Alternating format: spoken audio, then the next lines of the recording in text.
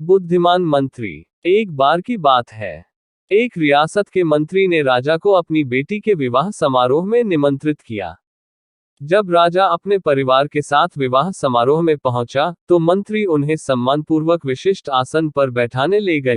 तो मंत्री यह देखकर बहुत लज्जित हुआ कि एक सफाईकर्मी वहां बैठा हुआ था। उसने सफाईकर्मी को सभी के सामने वहां से उठा फेंका और उसे बहुत डांटा।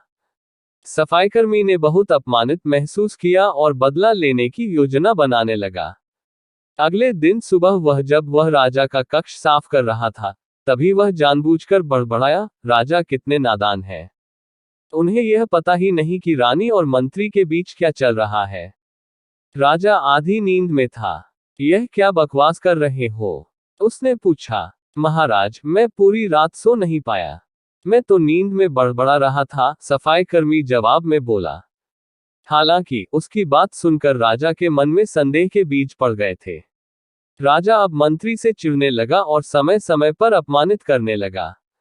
एक दिन तो उसने द्वारपालों से यह तक कह दिया कि वे मंत्री को महल में घुसने ही न दें। मंत्री राजा के व्यवहार से बहुत चकित था, लेकिन कुछ विचार करने के बाद उसे समझ में आ गया कि सफाईकर्मी ही इसके लिए जिम्मेदार हो सकता है। मैंने उसका अपमान किया था और उसी का उसने बदला लिया है।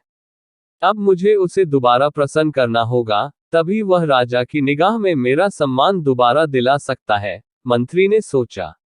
एक दिन उसने सफाईकर्मी को अपने घर भोजन पर आने का निमंत्रण दिया और कहा, मेरे दोस्त, मुझे क्षमा कर दो। मैंने तुम्हारा अपमान किया था। मुझे गलती का एहसास हो गया है। इन सुंदर कपड़ों को उपहार के रूप में ग्रहण करो। चलो, मेरे साथ भोजन करो। सफाईकर्मी प्रसन्न हो गया। वह सोचने लगा, मंत्री तो अच्छा आदमी है। मैंने ही उस दिन गलती कर दी थी। अब सफाईकर्मी प्रसन्न था और प्रयास करने लगा कि मंत्री के बारे में राजा की धारणा बदल जाए। एक बार जब वह राजा के कक्ष में गया तो राजा सो रहा था। वह बड़बड़ाने लगा, अरे, राजा का तो दासी के साथ प्रेम संबंध है। बड़ी लज्जा की बात है। राजा ने उसका बड़बड़ाना सुना तो उठकर बैठ गया। राजा ने सफाईकर्मी को बहुत डांटा। सफाईकर्मी बोला, क्षमा कर दें महाराज, मैं पूरी रात सो नहीं पाया, इसलिए दिन में ही नींद में बड़बड़ा रहा था। उद्धरण चिन्ह। राजा को अपनी गलती समझ में आ गई।